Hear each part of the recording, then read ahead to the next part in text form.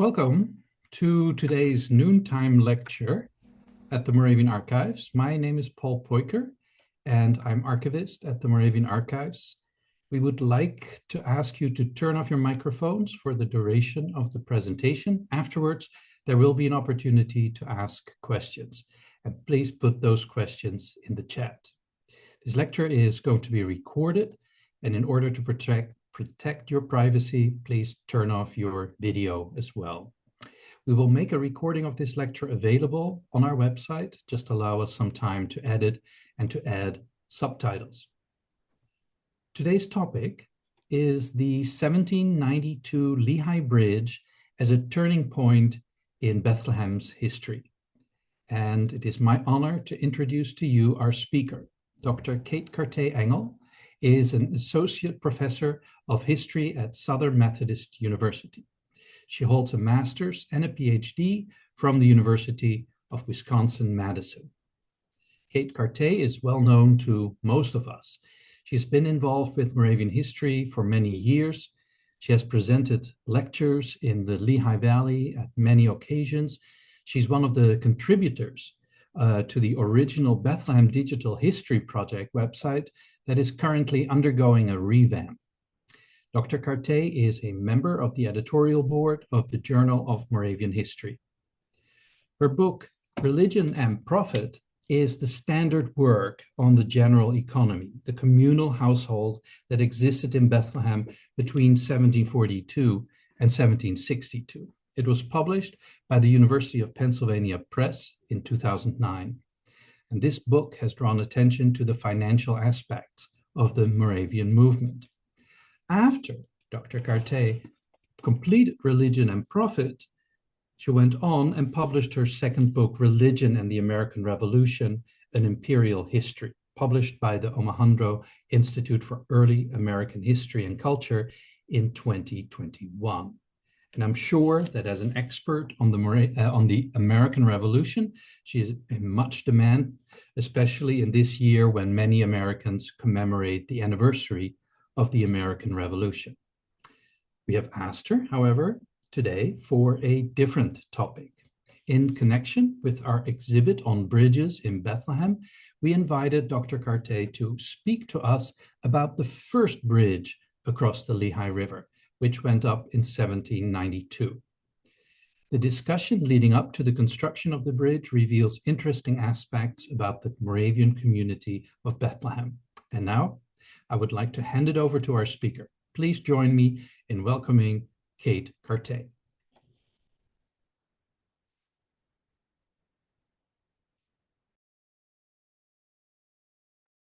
There we go. Now I'm unmuted. Thank you, Paul, for that wonderful introduction. And it really is just such an incredible pleasure to talk to this particular audience. I wish I could be there in person. That would be fantastic.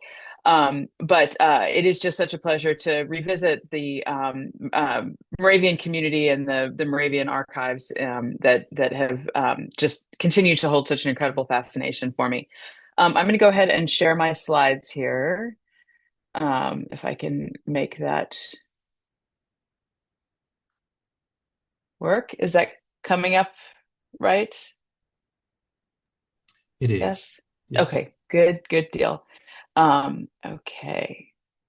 So, as Paul mentioned, I'm going to be talking about today the 1792 bridge over the Lehigh, the first version of the hill-to-hill bridge, and looking at that as sort of a turning point in Bethlehem's history. I'm going to make there we go. Okay, so let me make sure that this is working. I think I need to pull this down a little bit. There we go. Okay. Okay, so this image of Bethlehem is probably familiar to a lot of folks here. It was drawn in 1780, and it's looking downhill towards the sort of the core of Bethlehem, and of course the Lehigh River would be down at the very bottom of that. And it's a downhill picture because the story actually starts on a low note, right? We start at a moment when Bethlehem was actually quite struggling. So Bethlehem declined precipitously in the years between the Revolutionary War and the beginning of the 19th century. Its population dropped dramatically as young people left home to find new opportunities, and to some, its sense of communal purpose declined as well.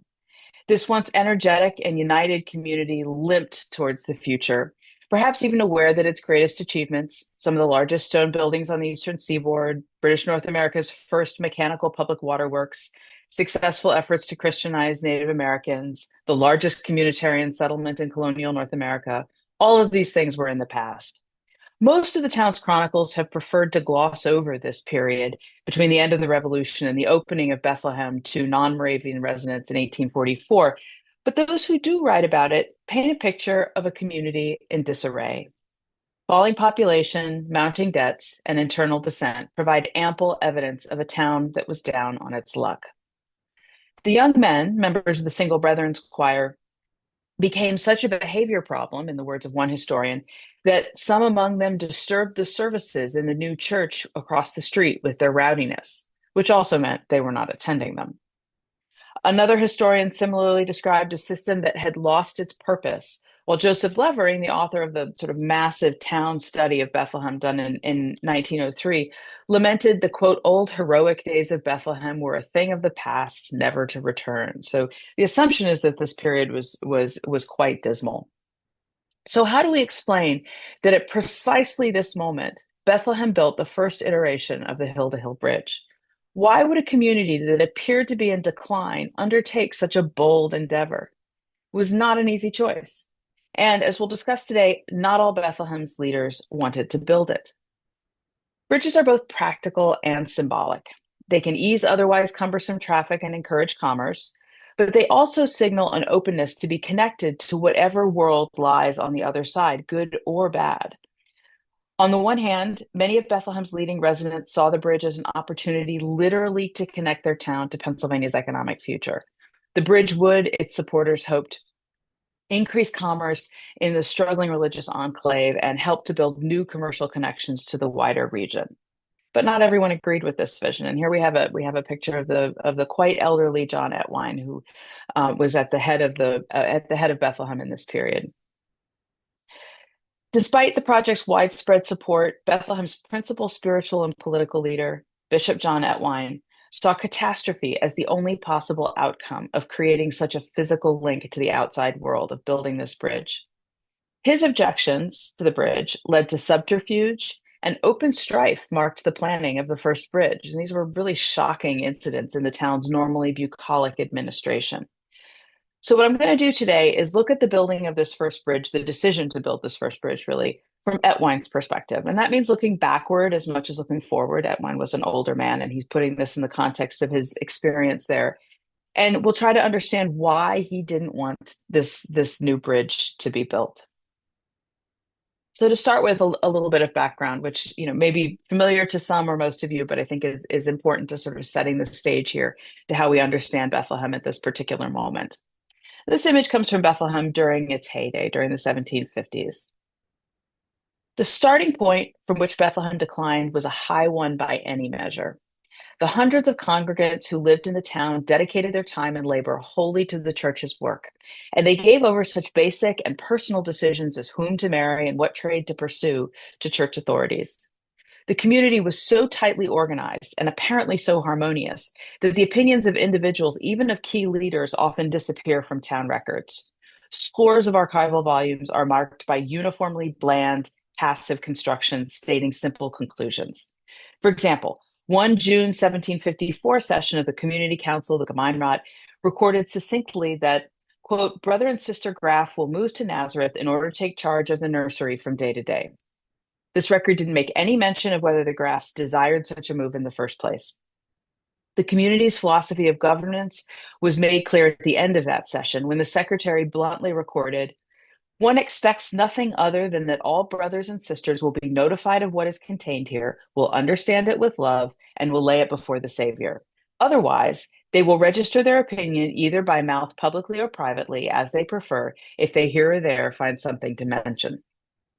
Under the guise of such sort of abstracted administration, so sort of top-down, organized administration, people, sometimes families and sometimes as individuals, moved between settlements and continents, buildings were built, mortgages were obtained, marriages and mission posts decided upon, and with extreme rarity, expulsions decreed and accomplished. In short, unity of purpose and community cohesion dominated Bethlehem during its early decades. And I should mention that many of these key decisions were also by these community councils put up to the lot, so put up for the Savior's input on what the appropriate decision was to be. So the route down from such heights was steep. Bethlehem's communal economy had been unique in the Moravian system. When the larger church fell on hard times in the 1760s, the accounting and the logistical difficulties of maintaining Bethlehem's large and cumbersome communal household seemed unnecessary to administrators. It just didn't make sense that this one very large community was communitarian. The town's communitarian system was ended in 1761 on the directive of Moravians in Germany. The more dramatic changes, however, occurred outside the Moravian fold.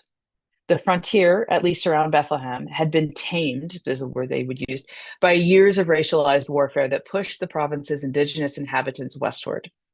The United States had won its independence, and Pennsylvania had become a state. By the early 1790s, when this first bridge was built, a new federal constitution offered a path towards stability. But war in Europe and economic transformation in America continued to challenge the new nation. Now, this is an image of the record of Bethlehem's Jubilee year, 50-year Jubilee in 1792.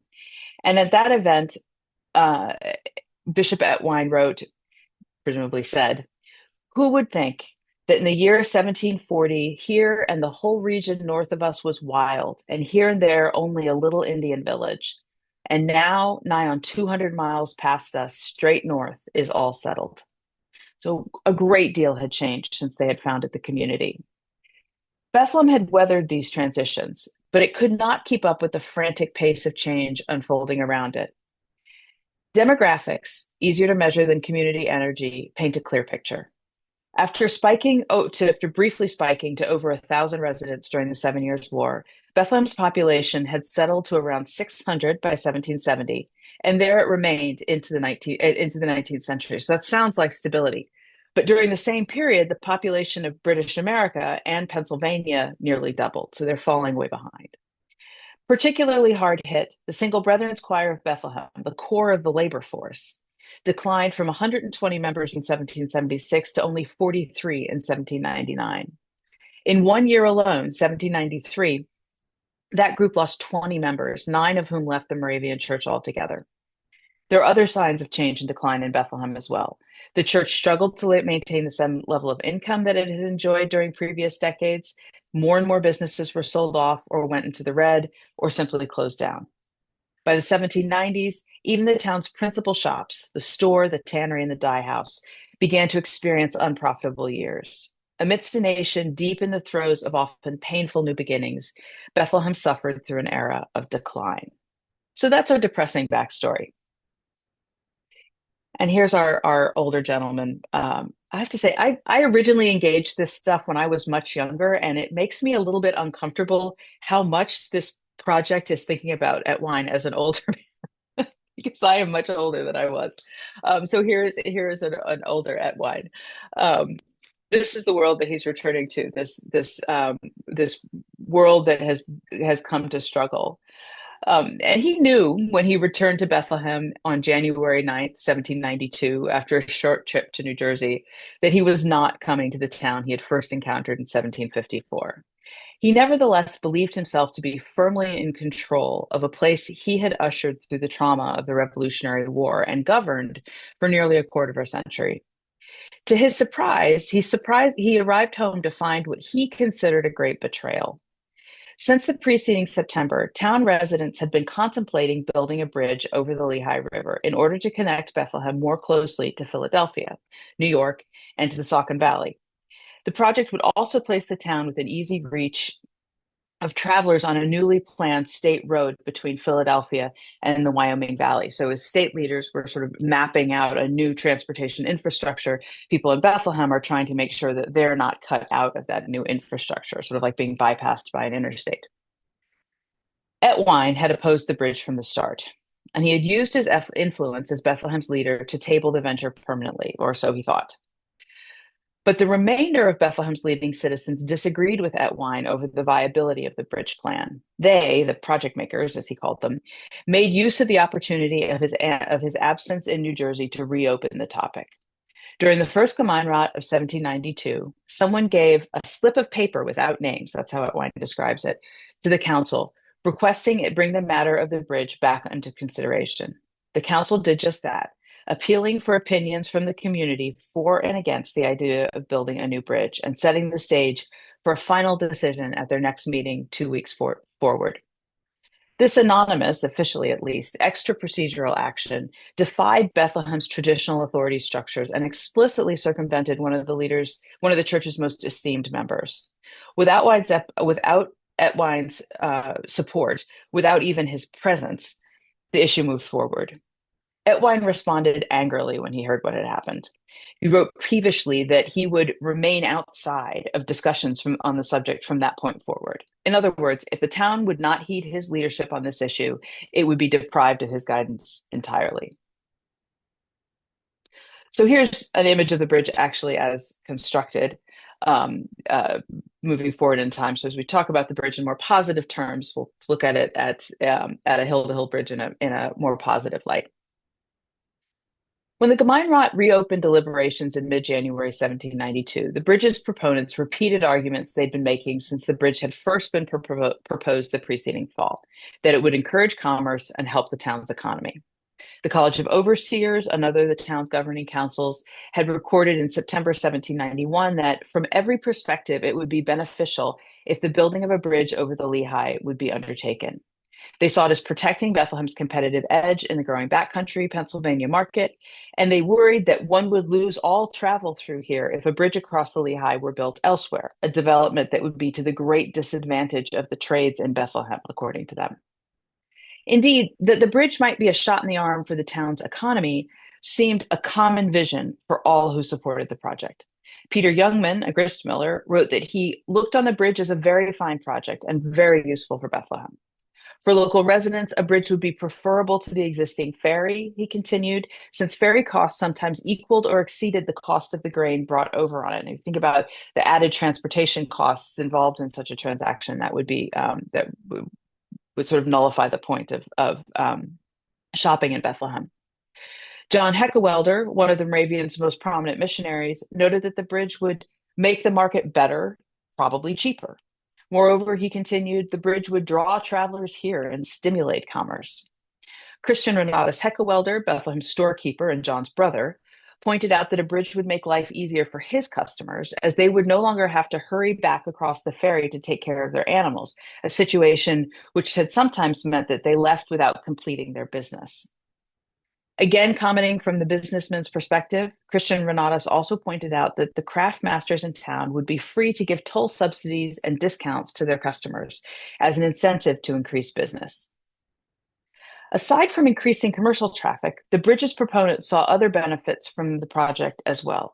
It would ease the transportation of stone and wood which was used for both building and for fuel, and make it easier for Moravians to utilize more fully their buildings and plantations on the river's far side. They'd long had plantations on the south side of the Lehigh. Both Heckewelder brothers pointed out that the nicest grounds for Spazierengehen, for pleasure strolling, were on the far side of the river. John, the missionary, saw this as a way the bridge could be helpful to the community, while his commercially minded brother pointed out that such walkers would bring in even more money to the toll coffers as they crossed back and forth. John also submitted that a bridge would help those who lived on the far side, both Moravians and non-Moravians, when they visited Bethlehem or crossed the water to attend church services.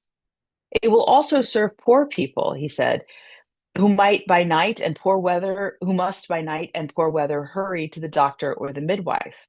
Summing up his support for the project, John Heckewelder simply saw no insurmountable drawbacks. What damage can a bridge do? He wrote. Etwine had raised objections to the bridge project as these discussions had been proceeding through the fall of 1791, but his protestations barely dampened the widespread enthusiasm for it. Indeed, his protests seemed forced at best. He cautioned that raising the level of the river by building pillars in it would damage gardens on the river's banks. He spoke of the danger of the bridge coming down in a spring freshet because of an ice floe or a stray tree trunk. and he feared that income lost to the town from the now obsolete ferry would not be replaced by the tolls from the bridge. To Etwine's frustration, however, Bethlehem's other leaders dismissed all of his engineering objections, apparently without much concern. They focused instead on the financial aspects of the project that was, for them, principally an economic issue. They decided to pay for the bridge with private funds organized into a corporation, thereby protecting the diaconate, the financial arm of the Moravian Church in Bethlehem, from too great of a risk. They proposed to accomplish this through a bridge society, which would be empowered to sell shares, to build and maintain the bridge, to pay the toll taker, and then distribute a profit in the form of dividends. The diaconate would be further protected from any financial difficulty arising from the innovation of building the bridge by an annual fee paid by the Bridge Society to cover the lost ferry income. Eventually, while Etwine abstained from further debate, the project garnered the approval of all three layers of Bethlehem's governing councils, and it went forward in the fall of 1792. This minor furor, the isolation of Bethlehem's most prominent citizen and religious leader from a major decision affecting the town's future, was a pretty dramatic event in the history of the town's governance and a pretty sharp departure from the overwhelmingly smooth process of community administration it usually employed. The mere occurrence of the discord involved in Etwine's withdrawal from an important decision-making process indicated that the town had greatly changed since its early days of unity and shared religious purpose. Although he left no clear statement on the events, it is possible to infer from Etwine's flailing efforts to halt the project that this venerable gentleman believed that something terrible was happening to his town on his watch. He reported as much to a colleague in Germany, writing that in Bethlehem, taking pleasure in aping worldly things and worldly follies is a pestilence that no longer walks in darkness. Etwine then proceeded implicitly to connect for his correspondence the economic difficulties in town and a new spirit of decadent worldliness. The Single Brethren's establishment is insolvent. That a large part of our youth takes pleasure in the world and its follies and no longer prizes simplicity and the imitation of Christ is not to be denied. Etwine's lament epitomizes the idea that Bethlehem was in religious decline because of economic change, and that this was leading the older generation to fear change and seek retrenchment. But what I'd like to do today is ask, was that really true? A good way to interrogate whether Etwine and other Moravians resisted economic change and social change is to look at the ways in which they had approached economic activity in the past, specifically with respect to those aspects of the post-revolutionary period's economy that conventional wisdom might suggest might trouble the leaders of a religious community. The Bridge Project combined three specific elements that have been heralded as hallmarks of the new market-oriented economy, what we might call capitalism. The employment of private profit-motivated financing, that's the first one. The second one is the use of corporate structure, corporations. And the third would be the promotion of increased commerce leading to increasingly integrated markets. In other words, just more traffic, more connections. A brief examination of these three factors in light of traditional Moravian economic practice, as well as Etwine's own outlook, will help us understand if these three were or could be believed to be blamed. So to begin with the most fundamental issue, it is frequently assumed that the search for profit, economic individualism, and entrepreneurship are all in opposition to religious spirit. And I think we can kind of hear this in Etwine's complaint that worldliness is interfering with the ability of people like the Single Brethren to pursue a religious life. This view can be found among 17th century Puritans and among some evangelicals in the 18th and 19th century. Of course, versions of this appear in the Bible. As Max Weber put it, the famous German philosopher and sociologist, the people filled with the spirit of capitalism today tend to be indifferent, if not hostile, to the church. The thought of the pious boredom of paradise has little attraction for their active natures. Religion appears to them as a means of drawing people away from the labor of this world. So in these terms, the religious person and the capitalist have little, if anything, in common in the minds of most observers and scholars. In a developed capitalist system, religion is said to put a check on the acquisitiveness that is essential to nurture capitalism, while the capitalist mindset, in the words of one historian, sees the production of more capital as its basic end. Let's look at Bethlehem's economy. In this case, any dichotomy between capitalism and religious spirit is hard to maintain, even at the height of the communitarian period. Bethlehem had been a profit maximizing endeavor since its earliest days because a steady stream of cash was essential in order to pay for the Moravians' expensive missionary and outreach projects. In other words, the town's communitarian economy facilitated rather than hindered market-driven economic activity. They used communalism in order to make more money. The Moravians emphasized artisanal work over agriculture, for example, because it suited their religious and economic goals. The choice freed most workers from the demands of seasonal labor, thus permitting them the flexibility to follow mission calls more easily, and providing the town with a regular source of cash as it catered to the needs of an expanding backcountry population.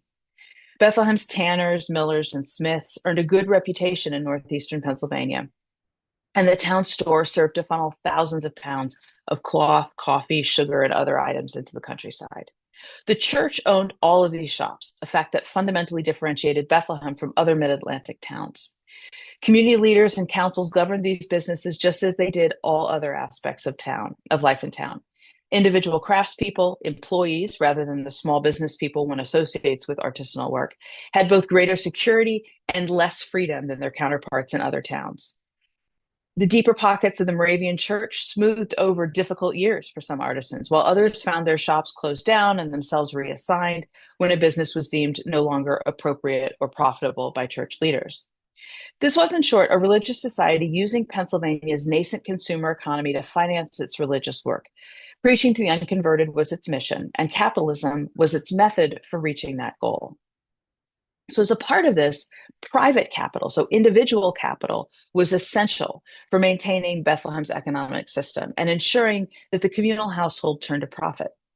Wealthy New York merchant and devoted Moravian Henry Van Vleck was told as much when his request to move to Bethlehem was denied in the late 1740s because the community needed his professional skills in New York.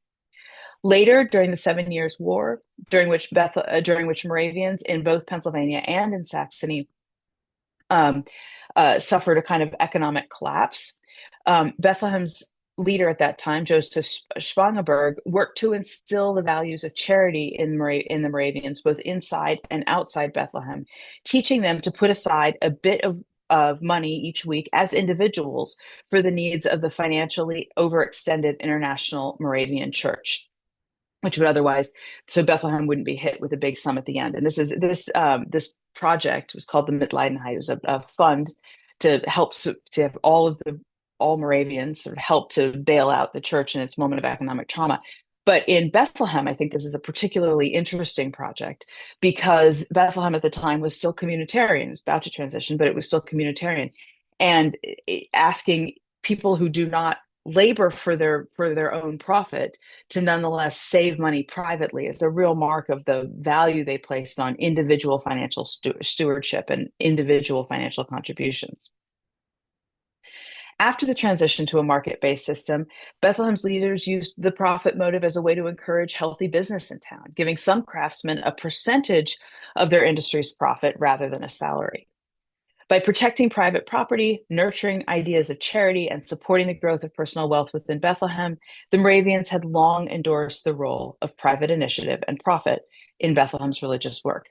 Indeed, the production of capital was critical to Bethlehem's ability to support its missionaries. Throughout the 18th century, church leaders, town leaders encouraged rather than hindered privately funded and profit motivated economic behavior. All of this suggests that the strife of the 1790s over the bridge could not have come merely from the idea that this was a financially motivated project. There was, of course, a difference between the capitalism of the 1740s and that of the 1790s, and it's certainly possible that Etwine objected to the bridge because of its relatively innovative corporate-style financing, and this is the second of our three suspects here for why Etwine might have disapproved of the bridge.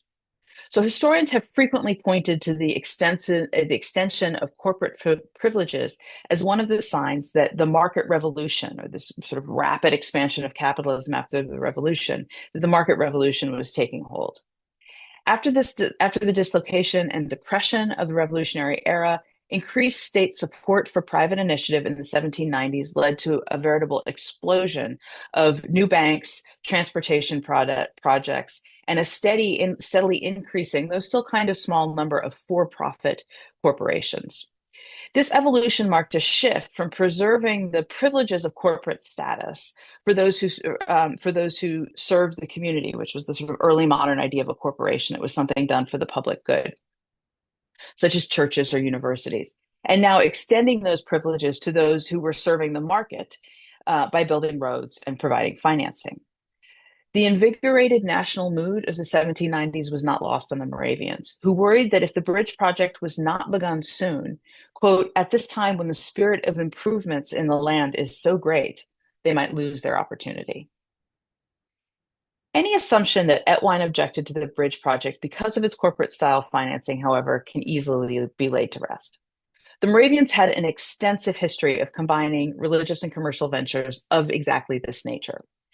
In the 1750s, leaders in Herrnhut founded the Brethren's Commercial Society. This was a joint stock company made up of Moravian merchants who used the church's well-developed information network that came from the really profitable West Indian colonies, the Sugar Islands, which were the sort of primary economic engine of the Atlantic world. Moravians consciously used their information system in the West Indies in order to build a profitable commercial trading business. A sizable portion of the profit from that project went into the coffers of the mission department in Europe, bringing the project project full circle. Right, so they used the information they gained from missions to make money to then finance more missions. Though Etwine himself had not invested in the commercial society, he certainly had experience with the corporate style financing that it employed. Indeed, if the bridge's proponents were comfortable with the corporate structure they used to finance the bridge, Etwine could take the credit as much as his colleagues in Germany could. In 1788, the bishop Etwine had eagerly pursued achieving corporate status for a new Moravian Society for the Propagation of the Gospel, SPG, in America, following a model that had already been used in Britain. He felt that such an arrangement would give added legal standing and credibility, this corporate structure, to the Moravian missionary efforts, and would help the Moravians obtain a tract of land in Ohio from the federal government for their beleaguered indigenous congregations. Moreover, limiting the membership to Moravians and ensuring that the society's directors overlapped with Bethlehem's leaders guaranteed that no rift would develop between the SPG and the Moravian Church. After the SPG received a Pennsylvania charter, and and you see here the image is the act to incorporate the society that was passed in Pennsylvania law. Etwine then worked to get similar instruments passed in New Jersey and New York. Incorporation is a state-based vehicle. So the SPG and the Bridge Society, to which Etwine objected, had much in common. The articles governing each society spelled out a basic structure, including a governing board with its seat in Bethlehem. Both groups limited their membership to Moravians, although stock from the Bridge Society could be inherited by a non-Moravian. And both sets of articles ensured that Bethlehem's leaders would not lose any significant power over the accumulated funds or the projects they were meant to finance. The directors of the SPG were limited to, quote, those brethren who are appointed to be directors of the Brethren's congregations in North America. On the other hand, the director of the Bridge Society was the Gemeinvorsteher, Bethlehem's administrative overseer, invariably a member of the church. Beyond these structural similarities, there was the simple fact that the same people participated in the two projects. 19 of the 24 men who initially joined the Bridge Society in 1792 were also members of the SPG. 3 years later, 18 of the 23 male shareholders of the Bridge Project were members of the SPG. So these are when Etwine's angry at the people who are promoting the bridge, he's actually angry at basically the same group of people who he has eagerly sought out to be leaders of the SPG. Furthermore, as the congregation itself owned nearly 30% of the Bridge Society stock, there was little chance of the Bridge Society and the congregation butting heads. In short, with the SPG in mind, The Bridge Society represented virtually no innovation for Bethlehem's economy, and it is doubtful that this bit of modern private financing could have accounted for Etwine's discomfort. Fear of pernicious worldly influences, and that's a little bit vaguer of a term than corporate status, right, or profit motive. Fear of pernicious worldly influence caused by improved commercial communications is our third possibility for why Etwine might have objected to the bridge. Just the scale of the economic exchange that's going on in the early republic is different. The scale of the personal exchange, the scale of the population is different from what had come before. As the market economy of the early republic developed, farmers and traders made use of new transportation networks to sell their goods. And as we should remember, in 1792, Bethlehem remained a closed community that carefully controlled access to strangers. So we know they are conscious of who is a Moravian, who are they connecting with in what way, and who is outside of the community. In Etwine's case, however, the idea that this innovation worried him is as difficult to sustain as his proposed objection to corporations.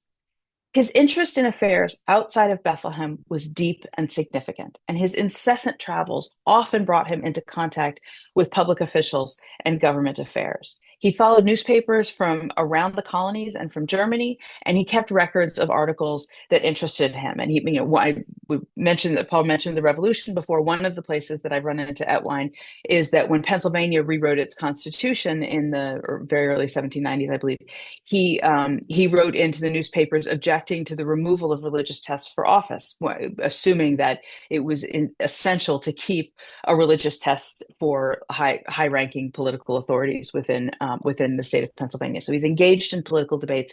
He's actively seeking out those connections.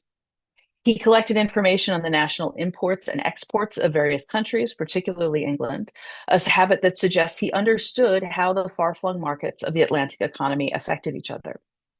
After the Revolution, he wrote a proposal to handle the national debt through a lottery system. That's an interesting idea now, that would gradually pull in all of the outstanding notes. His countless memoranda and his lively correspondence paint a picture of a man engaged in his times, not one seeking to isolate his town from the growing web of market connections. Although such a full record is not available for all Moravians, it is at least clear that the bridge's proponents universally mentioned their hopes that the bridge would increase commerce. That's what they're going for. And in a few cases mentioned that it might increase church attendance. Moreover, the exuberant missionary work that had animated the town since its founding necessitated constant communication and exchange with non-Moravians. All in all, it seems unlikely that anyone in Bethlehem in 1792 was concerned about the bridge radically changing the town's relationship to the broader world. They did have the ferry, keep in mind. So, given the evidence that the Moravians and Etwine's financially astute and market-oriented behavior was long-standing, it's difficult to sustain the three most obvious innovations of the early republic's market capitalism as the source of Etwine's discomfort, or for that matter, as the source of Bethlehem's decline in this period. The Moravians in general, and Etwine in particular, would not have stumbled over these hurdles. Yet in the midst of what seems to have been an almost universal support for the bridge, Etwine stood against the project. Why? Perhaps the answer lies less in the bishop's economic thought than in his personal circumstances at the time of the crisis. When the bridge was proposed, Etwine was 70 years old. He had watched and participated in Moravian projects in America for almost half a century, mostly in positions of leadership and authority. Although he would live for another decade, his Lebenslauf, his autobiography, ceased to record events after 1791, a clear signal that he felt his life's main work was done. In Etwine's final appeals against the bridge, he asked that at the very least the project be postponed for 3 years. His opponents countered, understandably, that the delay would make no difference to any of the issues that were then on the table, specifically the technical difficulties with the bridge and the profitability of the ferry versus a toll bridge. When they overruled him, what they perhaps did not see, or at least did not record, was an old man's discomfort with the pace of change in the early republic. On January 22nd, 1792, the Gemeinderat gave its approval to the project. Governor Thomas Mifflin signed an act of assembly authorizing a toll bridge over the Lehigh on April 3rd of that year. 2 months later, on June 1st, 1792, the first formal list of subscribers to the Bridge Society was drawn up, with the Bethlehem Diacony holding 15 of the original 50 portions. The bridge was finally completed in September 1794 at a cost of $7,800. Shortly thereafter, stock in the company was distributed in $100 shares, with the Diacony now owning 24, or nearly a third, of the bridge.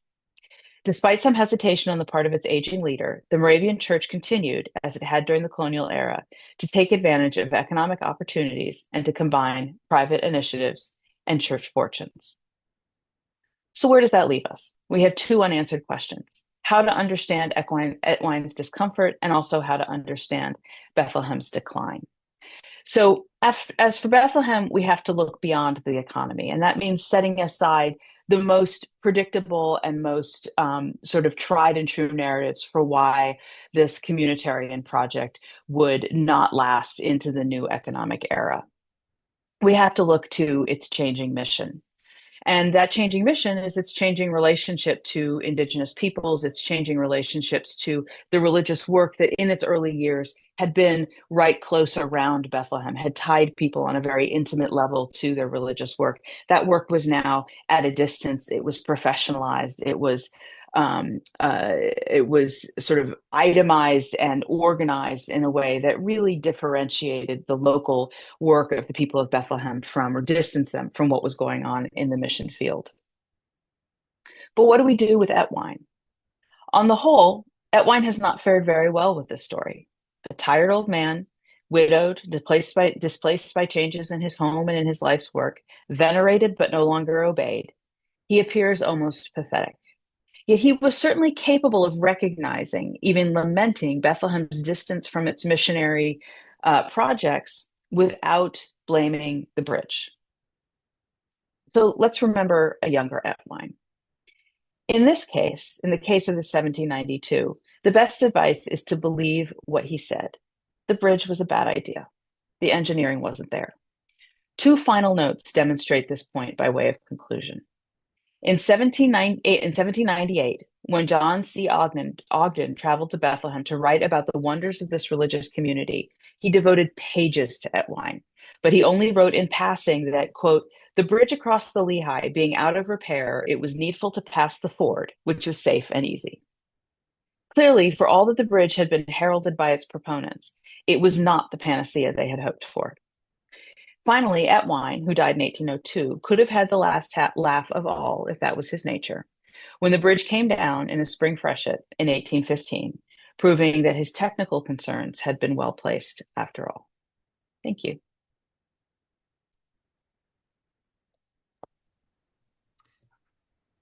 Thank you, Kate. This was wonderful. I see applause coming up. And thank you for this very thorough and well-researched presentation on the bridge of Bethlehem, but also about the general state of Bethlehem 50 years after its founding, a period that we tend to just skip over and go into the 19th century when even bigger changes are happening. And you've placed it all in a much wider context of the early republic. So thank you so much for that. I would like to invite everyone who has questions or comments to put these in the chat, and that we can engage in a discussion with our speaker. By the way, I see that we have people not only from the United States. I see people are participating from Germany. I see people from Northern Ireland and probably also from other countries. So that's really nice to have an international audience here. Can you perhaps say something about, was Etwine the only person in Bethlehem opposed to the bridge, or did he have supporters? Were there other people who supported his views? So if memory serves, he was really an outlier in that conversation, although the nature of Bethlehem's record keeping makes that difficult to determine, right? So if you don't hold a kind of referendum, right? If you don't poll people widely, you don't really know. If I had to, so in the records, from what I remember, Etwine is really the leading voice in those objections, and he doesn't mount his argument in terms of I represent this wide-based movement that of people who also object to the bridge. But, one would assume that he wasn't actually the only person who disagreed, that there were probably other people who were concerned about the way that Bethlehem was changing. It's notable to me that so many single brethren left the year after this, right? In the year that so many leave is 1793. So there is actually a lot of rapid change. And it would seem to be human nature that when there's a lot of rapid change, people resist all of that change, right? And so I imagine he was not the only voice. Even though in a governing structure, he has to leverage very specific sort of practical arguments against it. One would assume that there were people who said, what we've got is just fine. Don't change it. Thank you. I am reading questions here from the chat. And the first question is from Barry Pell. And he is asking, do we know who designed the bridge? And where did the engineering expertise come from? So I don't know, but I believe, Paul, you probably do, because as I was revisiting the records of this for today's talk, some of the designs, some of the sketches designing those early bridges, you have those, right? And I think some of those I wasn't able to look at when I was first in the archive, but I think that is known now. So maybe would you like to speak to that? Those drawings, yes, they have been cataloged and they are now part of our collection. It's all available online. The name escapes me though. Yeah. Maybe Tom knows, but Tom is always good with these things. Tom, do you know the name of who made the drawings for the bridge? Sure, I think it's William Henry, the gunsmith, but also like part-time civil engineer, it seems. And if I remember right, he started with the construction of the bridge. He designed it, but he didn't really have the expertise to like site manage a big construction project like a bridge. So I feel like when we prepared the exhibit, we learned that someone else had to be brought in who had built bridges before to like pick up where he left off. He designed it, but he wasn't really experienced enough to implement it. Yeah. Great. Carol Dake in Lidditz is asking, what effect did the bridge have on Bethlehem's declining economy? Do you know that? So it doesn't shift the direction that Bethlehem is going in any kind of significant way. So, if previous trends are continuing, we could say it had no effect, right? We could, the fact that it was out, the fact that when Ogden comes to visit, the fact that they have to continue using the ford, probably they continue using some version of the ferry as well, right? So those changes, it didn't do what we associate with the Erie Canal, right? The sort of sudden and dramatic reorientation of a regional economy. So it doesn't really change Bethlehem's economic fortunes in those terms. I think it does, though, represent a way that Bethlehem's leaders in the late 18th century and the early 19th century are thinking about ways that Bethlehem can develop and move into a new century, right? So this is very close to the time that they build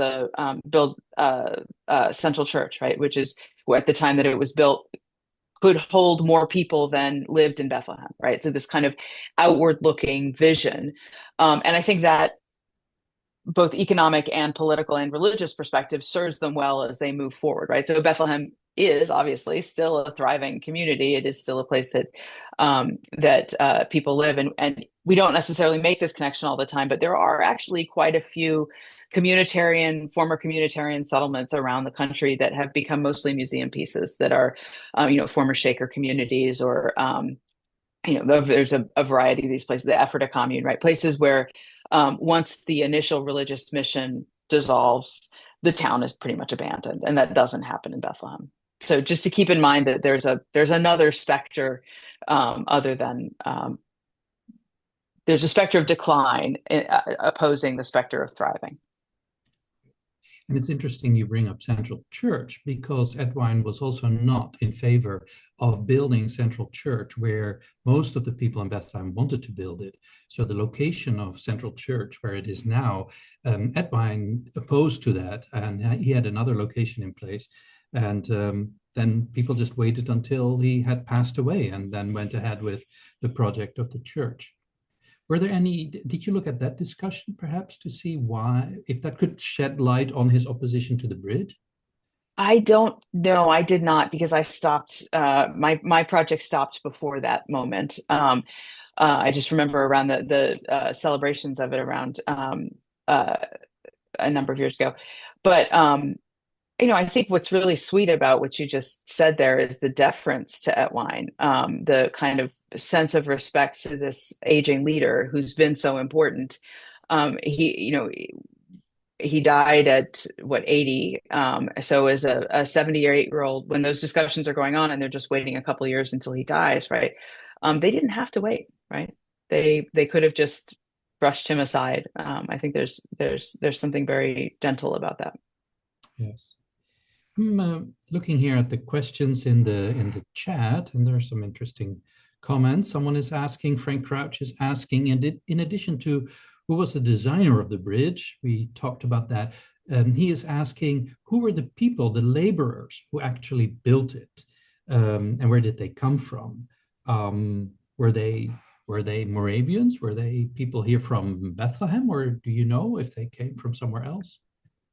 I'm going to have to throw this one to Tom too, because I really focused on this earlier controversy. But if I had to guess, I'd say it'd be single brethren and the carpenters and Bethlehem had a stock of skilled laborers, right, and also other Moravian communities. They would have been able to pull those people in. Is that right, Tom? I don't know the exact answer either, but we have records from the Lehigh Bridge Company that you mentioned, and we have receipts from 1791 and 92 and contracts, agreements. So theoretically, someone could go, pour into those records and see if like this mason was paid for work, or do we recognize these names as Moravian? Is there someone from like Easton who we don't know, who's like an outsider brought in with expertise? So we think we can reconstruct it. Well, it'd be interesting to see to what extent those economic connections that were built through the bridge building, right, were then sustained through subsequent traffic over the bridge, right? Or if this in any way, changed who exactly they were communicating with economically, if it changed how it specifically changed relationships with the people on the South Side. Did I hear you say that when Ogden came to town in the late 1790s, he was unable to cross the bridge because it was in bad shape? Just out of service, right? So, and I think that, but then he also mentions that the ford is easy to use. So, exactly what that means, I don't remember being able to ford the Lehigh, at least in its current iteration, right? I wouldn't have walked across it. So I don't know exactly what he means by that, but certainly the bridge was out when he came. And I suspect that given that it came down relatively quickly, I think maybe it was structurally weak. Yeah. It didn't last that long then. Someone with the name Greg is asking about other communities in the mid-1790s. Were there very pronounced disapprovals of bridge construction in other places in eastern Pennsylvania? And I think he's not talking just about Moravians, but in general. Did you find similar discussions in other towns? So the improvement projects are really controversial in lots of places. So this whole spirit of improvements, right? It's a prominent economic feature of the 1790s up through about the 1830s, 1840s. Again, the Erie Canal being one of the most prominent of these, right? And they're often joint public-private ventures, or the government will authorize a particular group of people to do this. And the changing and the use of corporate structures for toll bridges is also a really different and new structure, or different and new economic structure. So that, yes, that was controversial. The Supreme Court actually comes in on this issue of toll bridges. Can a corporation be used to, the toll isn't going to the state, the toll is going to private citizens in order to pursue an end that the state has decided is economically beneficial, but is not actually a charity, right? So in the earlier, before the revolution, going back into British legal history, corporations are mostly used as charities, as something to, it has to be visibly in the public good. Is a toll bridge that profits individuals visibly in the public good? Right? Is it assisting the public, or is it assisting the project makers, is that one would have called them? So that takes one particular shape in Bethlehem, because we have the Moravian community that's very conscious about how it's making those choices. In other places, it looks a little bit more like what we would consider sort of class conflict, right? So who are the project makers in some community who are seeking to build a new road or build a bridge, and they will benefit privately, and who are they blocking? So if you remember Freeze Rebellion, which you may or may not have heard of, it's a 1790s, right around the Lehigh Valley, eastern Pennsylvania. There's a sort of backcountry farmers uprising. One of the things they do is block roads and break up transportation, because those projects represent exactly this kind of redirection of public funds and the public good into private hands.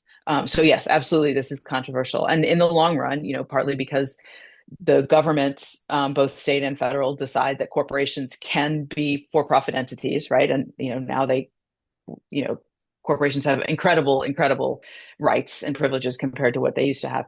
As we start down that path, those, sort of more average voices lose out in that conversation, and people start seeing corporations as a more flexible tool. But public works, bridges, roads, canals, it's all about transportation in the early republic.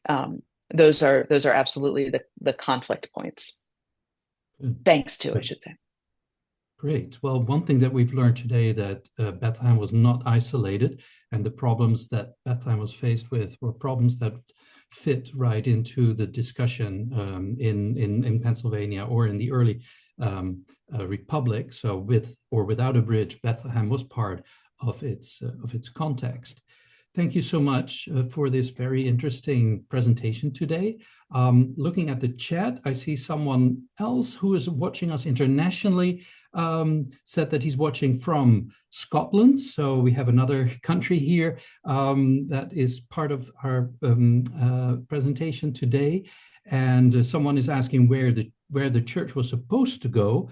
Where did Edwin want the church to go? If you are familiar with Bethlehem, it's about the area between where the church is now and the offices of the Bach choir. The green between or behind the buildings on Church Street, that is where Edwin had envisioned the church. Kate, thank you so much for today. Thank you all for watching us today, and thank you for your questions. Our next event will be on April 28th, and that will be an in-person lecture at 4 p.m. at the archives, and the topic is Moravians and Place. We have 3 presentations, all relating to Moravians and their sense of place. Please go to our website to find out more about who the presenters are, find out more about how to sign up. You can attend in person, or you can watch it online, and through the registration, you will receive the link. Thank you all, and have a nice day.